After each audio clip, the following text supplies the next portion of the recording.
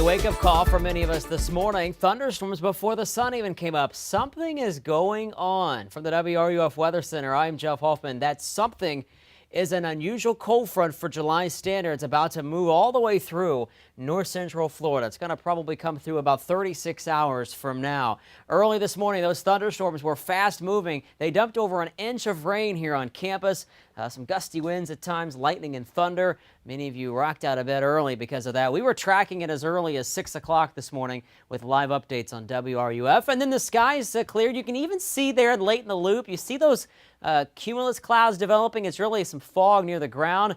That's the evaporation process. The atmosphere gonna start to recharge this afternoon. Plenty of moisture in place. Now we're gonna throw in some cooler temperatures aloft, a little more energy, and there is a low risk for severe weather today. Now I've circled in this hatched region where there's higher chances. We all have a low chance, but there's slightly elevated chances on the eastern side of the I-75 corridor, as there'll be a little more instability once the Atlantic sea breeze tries to move inland this afternoon. We also have storms that'll be coming out of Georgia and the Panhandle, crossing the border, moving along I-10, and those could pose a wind damage threat as well. And notice the end time here. We have to keep our eye out till about 10 o'clock tonight, when the atmosphere should calm down a little bit. Where is that front? It's a game we play in the wintertime. Find the cold front. Well, we could easily see it this morning.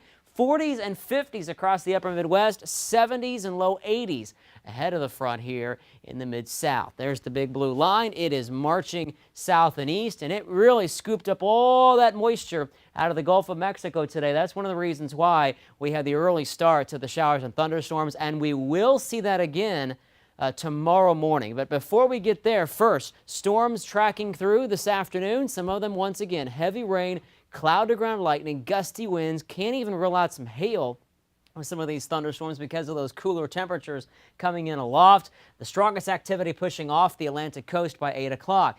But watch this. We're used to the 3 or 4 o'clock in the afternoon thunderstorms, right?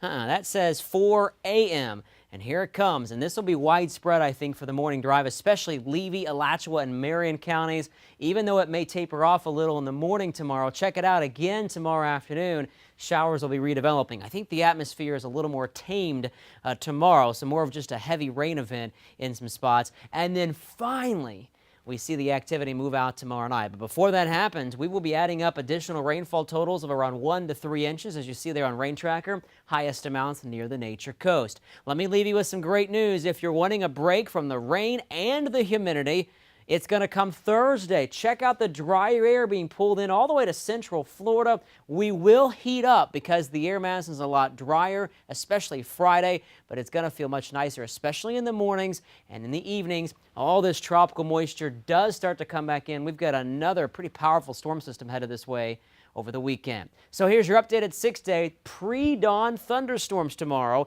then rain redeveloping by lunch break, but we will dry out tomorrow by drive home time. Here's your updated 6-day. Notice how dry we are Thursday and Friday, a little hot on Friday, and then rain chances come back, especially the second half of the weekend.